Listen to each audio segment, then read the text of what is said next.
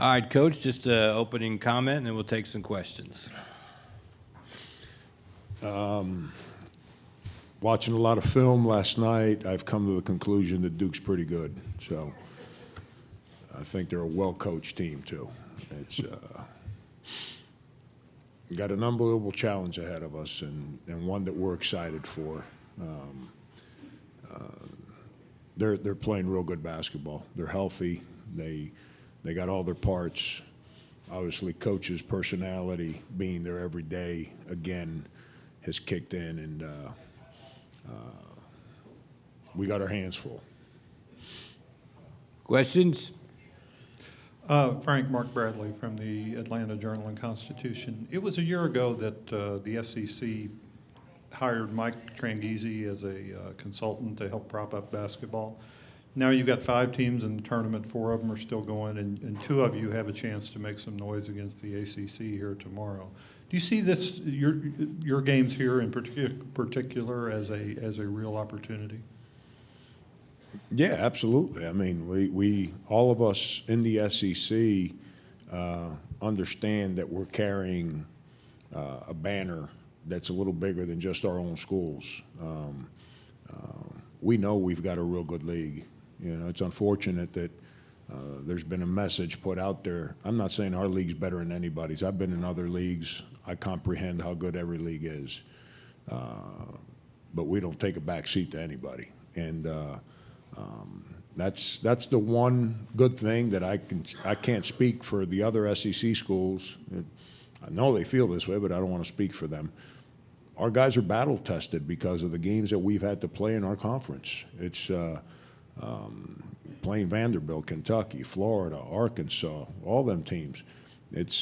Our guys have been prepared for this moment, and we collectively, the coaches, we're taking pride in trying to change this whole message about the SEC being inferior to other leagues. David Cloninger with the State. Frank, just how difficult is it to try to game plan for a team like Duke with guys who are so big and can play inside and out and don't really stick at one spot on the floor? It's hard. It's the same thing as preparing to play Kentucky. I mean, trying to play Alabama. I'm not trying to disrespect Duke. They got real good players. Kentucky has real good players. Florida has real good players. North Carolina has real good players. It's what you face at this time of year. And, you don't trick your way into the NCAA tournament. You don't trick your way into winning in the NCAA tournament. You earn your way into that. And Duke is phenomenal. And I'm a huge Mike Krzyzewski fan. I think we're pretty good too. I like our guys. They've taken me an unbelievable ride right now. Our guys are going to go out and they're going to do what they've done every game this year. They're going to lay it on the line. In the end, it's either going to be good enough or not. And, we're excited. We can't wait. Pete? Hey, Coach. Pete Yanity from WSPA TV here in the Upstate. The other day you said if you win Friday night, you'd enjoy it for about 45 minutes, then go on to the task at hand. Well, here you are now in the process of that. So how do you get that mindset to work, not only for today, but for a long day tomorrow? And what are some of the techniques you can apply to make sure the guys are ready? Guys are fine. There are some people that weren't very happy when they announced our game time tomorrow. I was ecstatic. I remember in 2010, we played Xavier when I was at Kansas State, and I was done with the media I got to the hotel at 2 o'clock in the morning. It was a double overtime game, and it was the last game of the night.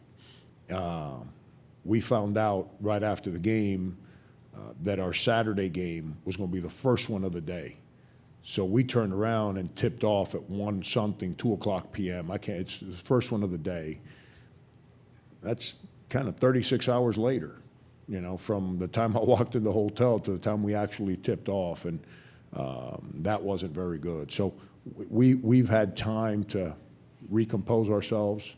We've got time to prepare all day tomorrow. We've got time all day today. So it's preparation is not going to be a problem. We expose our guys to these quick turns during the season on purpose.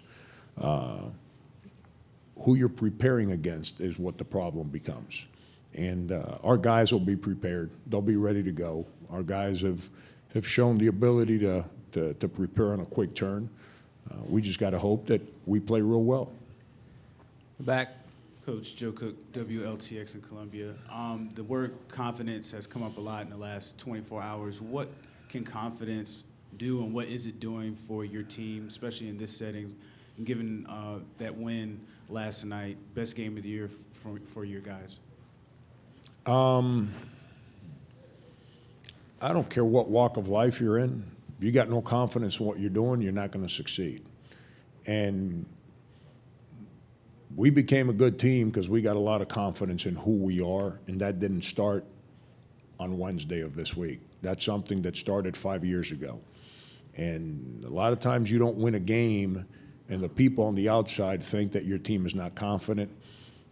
But the way your guys handle that moment lets you know whether you can have confidence in them or not. Our guys are a confident group of kids. That's not lacking in who we are. Our guys are confident. Once we got past the first 8-10 minutes of the game yesterday, I thought the nerves kind of went our way, and everyone focused in on the game itself. And we eliminated some of the mistakes that we were making, and then we played with an unbelievable desire that our guys have played with all year. The difference is that we were able to convert some open court opportunities. We were able to make some threes. You know, Sindarius made a three when we needed one. Roffelder made a three when they were in the middle of a run where they could have flipped the game again, and yet he just jumps up and makes a three, and I'm sitting there saying, talking about confidence, that's a freshman. I'm saying, wow, what courage to just jump up and shoot that ball, let alone make it. And you know, it's an unbelievable group of guys. It's an unbelievable group of guys, and we'll be confident and we'll be ready tomorrow night. That's not going to be the reason why we succeed or not succeed Sunday night. The middle? Okay. Brad Singer, Anderson, Independent Mail. Frank, when you look at Luke Kennard, a guy who can score in so many ways, what can you do to try to get him off his game? He's a hard guard, man. You know, and they do a great job of putting them in different actions. They make it hard. They put them in so many different actions that it's hard to just focus in on one part of the floor. You got to have guys that are connected. You can't guard them with one. It's got to be your team. And it's going to be a hard guard.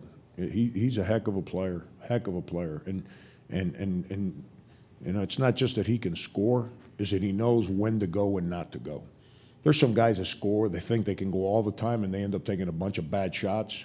So they'll score a lot of points, but they also give you a lot of opportunities, because bad shots it's a turnover. He doesn't take bad shots. He knows when to go and when not to go. Very efficient player. Difficult guard. You know, we're going to practice here in a little bit, and we've been studying film, and then we're going to have to do the best we can. You know, we earlier this year, you know, we had to prepare for a guy named Malik Monk, who's pretty dynamic in his ability to score. And we did a good job at times. And then we also lost him at times. But we got our hands full with Luke. Studying him all night last night. I watch him play whenever I can during conference play. It's hard for me to watch teams from other leagues that we're not going to play. It's hard for me to watch them. But I've watched him a lot here last night and today, and he's a hard guard. He's a heck of a player. Any other questions? In the front. Frank, I'm not sure if you heard, but Brad Underwood was just hired at Illinois. I just didn't know what you would have to speak about Brad's job and what you'd say to him after this. Are you serious? Illinois confirmed it. The AD confirmed it. Wow. Wow. I'm ecstatic for him. I knew some things were going on. I'm not talking about Illinois, about where he's at. I'm ecstatic for him. He spent a lot of time at Western Illinois, so I know he and his wife love that part of the country. I'm really, really happy for him. Any other questions? One more? Hey, Coach, I was just talking to a couple of players in the locker room. They said what makes this team very unique is the chemistry, the amount of belief that they have each other. And they said it started in Costa Rica. How did that trip help, and how do you think it's paying dividends right now, especially as you get on bigger stages and the lights get a little bit brighter? There's a reason why I didn't coach in practice or in games where we went down to Costa Rica, because I knew we had a lot of new parts, and we had some guys that needed to put their thumbprint on the program. They needed to become the new voice. Michael Carrera was so emotional and so loud with everything he did that he dominated the personality of the team. I knew that other people needed to kind of become that voice, that passion. And so I didn't do it, not because some people say, oh, you know, you're on your players too much. They hear your voice, it gets old. I think that's the biggest one. I've never gotten old of listening to my mother talk to me. So I've never understood the whole thought process that you coach your players too much. I needed to observe them so I can see who was signing up for what jobs and who wanted nothing to do with certain things. I wanted to see how they coexisted with each other. And when I watched those practices, the first thing I took away from it is how good a coach Matt Figger is. The second thing I took away from it was these guys really want to win. The way they helped each other, the way they competed with one another, the way the older guys looked out for the first-year guys. The first-year guys didn't show up with the answers. On the contrary, they were listening to the older guys as to how do we do this. And I saw that, and that's when I said, you know what, we got a chance. We got a chance, and it's never stopped. It's continued to happen, and that's a tight-knit group in there, tight-knit group, and that's why we're here. We're not here because we've got a good player. We're here because we've got a team, and they're fun to be around. Coach, thank you. One more, Phil? Just wanted to ask you. You know Phil, too. I know Phil, too, yeah, for yeah. about 40 years. Phil's popular around here. I tell you, known him a long time. You feeling okay today? If I could have slept till 10 in the morning, I'd feel a lot better, Phil. What did you think of Silva's play last night and the other bigs? Did you get out of them what you were hoping for? Absolutely. I thought Kotsar had the best game he's played since who knows when. You know, Mike had a great week of practice. I told Mike, you scored more in practice. He was more engaged in plays in our 4 practices leading into the NCAA tournament than he had been in the whole month of February. I thought Chris was great until he committed those 2 nonsense fouls in the second half. He stayed away from those for the most part, and then he commits those 2 fouls that just I'm out of words. I don't know how to get him to stop doing that. I really don't. I wish if I did, he wouldn't commit those fouls anymore. But I think he's gotten better at it. But then here, all of us, then last night, in a 3-minute span, he commits 3 fouls, and 2 of them are like nonsense fouls. But I thought those 2 guys were a big, big reason why we won. I understand Sin and PJ were great, and they made the plays that created the stats part of it. I thought Mike Kotsar's ball screen defense yesterday was phenomenal. The times we switched off, his ability to keep little guards in front of him, I thought he was phenomenal. That was a big, big reason why we were able to do a better job in the second half on contesting the 3-point line.